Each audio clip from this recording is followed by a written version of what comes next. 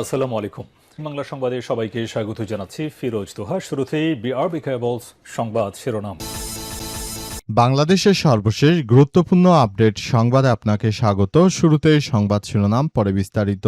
প্রথমেই জানাবো আমাদের হাতে থাকা সর্বশেষ গুরুত্বপূর্ণ সবথেকে তাজা আপডেট সংবাদ। শেখ হাসিনা ওপারে বসে বাংলাদেশের মানুষকে ডিস্টার্ব করছে বললেন নাসির উদ্দিন পাটোয়ারি। জাতীয় নাগরিক পার্টি এনসিপির মুখ্য সমন্বয়ক নাসির উদ্দিন পাটোয়ারি বলেছেন, ঐতিহাসিকভাবে চিন্তা করলে দেখবেন জিয়াউর রহমান যখন ক্ষমতায় এসেছিলেন তখন শেখ মুজিবের গুন্ডা বাহিনী ভারতে পালিয়ে গিয়ে সেখান থেকে বাংলাদেশের সরকারকে ডিস্টার্ব করেছিল। ঠিক একই কায়দায় শেখ হাসিনা ওই পারে বসে বাংলাদেশের মানুষকে ডিস্টার্ব করে যাচ্ছে। এমনকি পশ্চিমবঙ্গের রাজ্য সরকারের সঙ্গে যুক্ত হয়ে সীমান্তে পরিকল্পিতভাবে হত্যাকাণ্ড চালাচ্ছে ভারতের সন্ত্রাসী গোষ্ঠী। এরপর জানাবো, রাজধানী শাহলীর মাজারে হামলা নিয়ে জামাতের বিরুদ্ধে মিথ্যাচার করা হচ্ছে বলেন সেলিম উদ্দিন। রাজধানীতে শাহলী মাজারে হামলা নিয়ে জামাতের বিরুদ্ধে মিথ্যাচার করা হচ্ছে বলে অভিযোগ করেছেন বাংলাদেশ জামাত ইসলামের কেন্দ্রীয় নির্বাহী পরিষদ সদস্য ঢাকা মহানগর উত্তরের আমির মোহাম্মদ সেলিম উদ্দিন। আজ এক বিবৃতিতে এই মন্তব্য করেছেন সেলিম উদ্দিন। এদিকে আনসার ভিটিপির মাধ্যমে প্রতিটি গ্রাম উন্নয়নের কেন্দ্রে পরিণত হবে বললেন প্রধানমন্ত্রী। আনসার ভিটিপির মাধ্যমে দেশের প্রতিটি গ্রাম আর্থসামাজিক উন্নয়নের কেন্দ্রে পরিণত হবে বলে জানিয়েছেন বিএনপির প্রধানমন্ত্রী তারেক রহমান। তিনি বৈষম্যমুক্ত ন্যায়ভিত্তিক নিরাপদ সমাজ বিনির্মাণে বাহিনীর ৬০ লাখ সদস্যের সাহস নিষ্ঠার দেশ আরও সমৃদ্ধ হবে বলে আশাবাদ ব্যক্ত করেছেন। এবারে জানাবো, ভারতের চিকেন নেক্স নিয়ে বড় সিদ্ধান্ত নিল সন্ত্রাসী শুভেন্দু। পশ্চিমবঙ্গে ক্ষমতায় এসেই সীমান্ত নিরাপত্তা নিয়ে একের পর এক কঠোর পদক্ষেপ নিচ্ছে শুভেন্দু অধিকারীর নেতৃত্বাধীন বিজেপি সরকার। এবার পশ্চিমবঙ্গে কৌশলগতভাবে গুরুত্বপূর্ণ চিকেন স্নেক তথা শিলিগুড়ি করিডোরের ১২০ একর জমি কেন্দ্রের কাছে হস্তান্তরের সিদ্ধান্ত নিয়েছে রাজ্য সরকার। সীমান্ত নিরাপত্তা জোরদার এবং সেনা ও পরিবহন ব্যবস্থার সুবিধার মাধ্যমে মূলত এই পদক্ষেপ নিচ্ছে ভারতের হিন্দুত্ববাদী শুভেন্দু সরকার। এবং সর্বশেষ জানাবো, আবারও বিএনপি সরকার ক্ষমতায় নারায়ণগঞ্জে ডেজার ব্যবসায়ীকে কুপিয়ে হত্যা। নারায়ণগঞ্জে ডেজার ব্যবসায়ীকে কুপিয়ে হত্যা করা হয়েছে। নারায়ণগঞ্জের বন্দরে ডেজার ব্যবসা নিয়ে আধিপত্য বিস্তারকে কেন্দ্র করে মাকসুদুর রহমান জুয়েল নামের এক যুবককে কুপিয়ে হত্যা করেছে প্রতিপক্ষ। আজ দুপুরে মদনগঞ্জ শান্তিনগর শীতলক্ষা নদীর তীরে এই ঘটনা ঘটে। নিহত জুয়েল ওই এলাকার মৃত তাজুল ইসলামের ছেলে বলে নিশ্চিত করা হয়েছে। প্রিয় দর্শক, এতক্ষণ শুনছিলেন সংবাদ শিরোনাম, এবারে বিস্তারিত। তবে তার আগে বন্ধুরা, অনুরোধ থাকবে এই সংবাদটিতে একটি লাইক দিন। এই চ্যানেলে আপনি নতুন হয়ে থাকলে আমাদের সংবাদটি দেখতে দেখতে চ্যানেলটি সাবস্ক্রাইব করে রাখুন। কমেন্ট করে বন্ধুরা আপনার মূল্যবান মতামত জানিয়ে দিন আপনি বিশ্বের কোন দেশ থেকে বা বাংলাদেশের কোন স্থান থেকে আমাদের সংবাদটি দেখছেন এবং শুনছেন। আর বন্ধুরা, সংবাদটি আপনার সোশ্যাল মিডিয়া ফেসবুকে শেয়ার করে বন্ধুদেরও দেখার সুযোগ করে দিন। গাজা যুদ্ধে আপনি যদি নিরীহ ফিলিস্তিনিদের ভালোবেসে থাকেন, কমেন্টে ইয়েস লিখে পুরো বিশ্বকে আমাদের এই তাজা আপডেট সংবাদটি দেখার সুযোগ করে দিন। এবারে বিস্তারিত। শেখ হাসিনার ওপারে বসে বাংলাদেশের মানুষকে ডিস্টার্ব করছেন বললেন নাসির উদ্দিন পাটোয়ারি। জাতীয় নাগরিক পার্টি এনসিপির মুখ্য সমন্বয়ক নাসির উদ্দিন পাটোয়ারি বলেছেন, ঐতিহাসিকভাবে চিন্তা করলে দেখবেন জিয়াউর রহমান যখন ক্ষমতায় এসেছিলেন তখন শেখ মুজিবের গুন্ডাবাহিনী ভারতে পালিয়ে গিয়ে সেখান থেকে সরকারকে ডিস্টার্ব করেছিল। ঠিক একই কায়দায় শেখ হাসিনা ওই পারে বসে বাংলাদেশের মানুষকে ডিস্টার্ব করে যাচ্ছে। এমনকি পশ্চিমবঙ্গ রাজ্য সরকারের সঙ্গে যুক্ত হয়ে সীমান্তে পরিকল্পিতভাবে হত্যাকাণ্ড চালাচ্ছে। আজ লালমনিরহাট হাতীবান্ধা উত্তর আমঝোল সীমান্তে বিএসএফ এর গুলিতে বাংলাদেশি নাগরিকদের হত্যার প্রতিবাদে তিনি সীমান্তে গিয়ে ভারতের সন্ত্রাসী বাহিনীকে এমন হুঁশিয়ারি দিয়েছেন। তিনি জানিয়েছেন যে ভারতের সন্ত্রাসী মদতপুষ্ট সন্ত্রাসীরা, ভারতের এই কুখ্যাত সন্ত্রাসীরা, তারা হাসিনাকে তাদের দেশে আশ্রয় দিয়ে বাংলাদেশের বিরুদ্ধে অবস্থান নিয়েছে।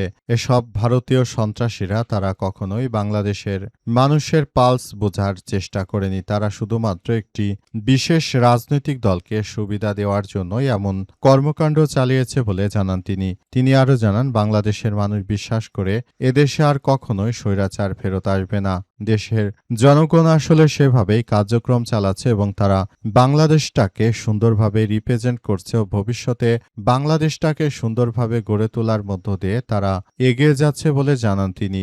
নাসিরউদ্দিন পাটোয়ারি আরও জানিয়েছেন যে আমরা বলতে চাই সবাইকে একসঙ্গে নিয়ে আমরা নতুন একটি বাংলাদেশ গড়ে তুলতে চাই, যে এখানে কোনো হানাহানি, মারামারি এবং সন্ত্রাসী কার্যক্রম থাকবে না বলেও জানান তিনি। এবং তিনি আরও জানিয়েছেন যে সবাইকে বলবো আপনারা যার যার জায়গা থেকে পুরো পরিস্থিতি দেখভাল করুন এবং সন্ত্রাসী ভারতের বিরুদ্ধে যার যার জায়গা থেকে কার্যক্রম চালিয়ে তারপর পুরো পরিস্থিতি সম্পূর্ণ নিজেদের মতো করে নিয়ন্ত্রণে এনে তারপর ভারতের হিন্দুত্ববাদী সন্ত্রাসীদের বিরুদ্ধে কার্যকর সচেষ্ট হন।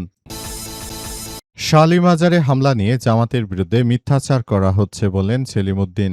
বাংলাদেশ জামাত ইসলামের নেতা সেলিমউদ্দিন জানিয়েছেন যে বাংলাদেশ জামাত ইসলামের বিরুদ্ধে অনেক ষড়যন্ত্র করা হয় এবং মিথ্যাচার করা হয়। বিশেষ করে তারা বাংলাদেশ জামাত ইসলাম একটি ধর্মভিত্তিক আদর্শিক রাজনৈতিক দল হওয়ার বদলতে তারা মূলত এই সন্ত্রাসী কার্যক্রমগুলো বাংলাদেশ জামাত ইসলামের বিরুদ্ধে করে এবং সারা দেশ জুড়ে যে ধরনের সন্ত্রাসী কার্যক্রম তারা শুরু করেছে এটি আসলে কোনোভাবে গ্রহণযোগ্য হতে পারে না বলে জানিয়েছেন সেলিমউদ্দিন। তিনি আরও জানান সবাইকে বলতে চাই যার যার জায়গা থেকে এই পরিস্থিতিগুলো সামাল দেওয়ার জন্য সবাইকে নিয়ে এখন একটি সুন্দর ও নতুন আধুনিক বাংলাদেশ গড়ে তোলা আমাদের জন্য অত্যন্ত গুরুত্বপূর্ণ একটি বিষয়। কিন্তু আমরা মাজার ভাঙাসহ যে ধরনের সন্ত্রাসী কার্যক্রম দেশের মধ্যে পরিলক্ষিত হচ্ছে এটি জামাত ইসলামকে একচেটিয়ে তারা দোষ দেওয়ার চেষ্টা করছে বলে জানান তিনি।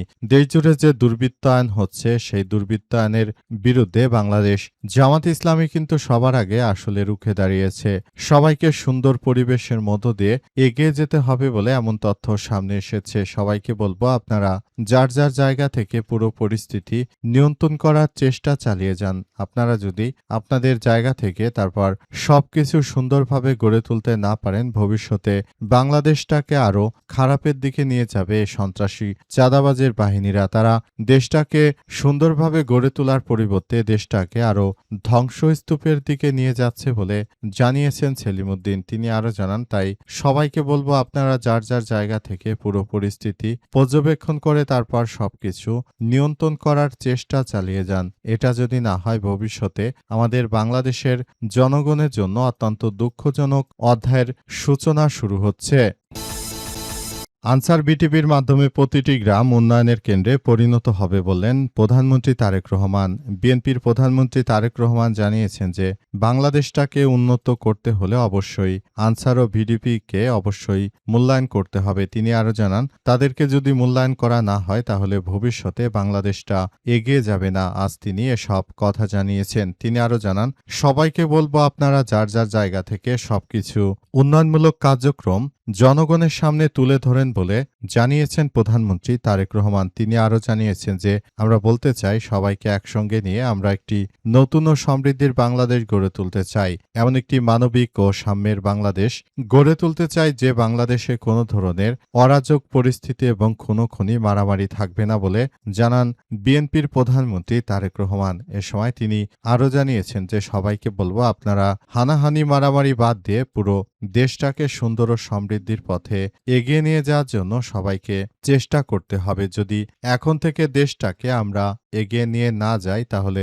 এটি আমাদের ভবিষ্যতে সবার জন্য আরো বড় ধরনের একটি সংঘাতময় পরিস্থিতির সৃষ্টি হতে পারে বলে জানানো হয়েছে এবং সবকিছুর জন্য সবাইকে এখনই দায়ী করা হচ্ছে। সবকিছু ধ্বংসস্তূপে পরিণত হওয়ার আগেই সবাইকে নিয়ে সুন্দর ও সম্প্রীতির একটি নতুন বাংলাদেশ, মানবিক সাম্যের বাংলাদেশ গড়ে তোলা উচিত বলে মনে করেন তারেক রহমান।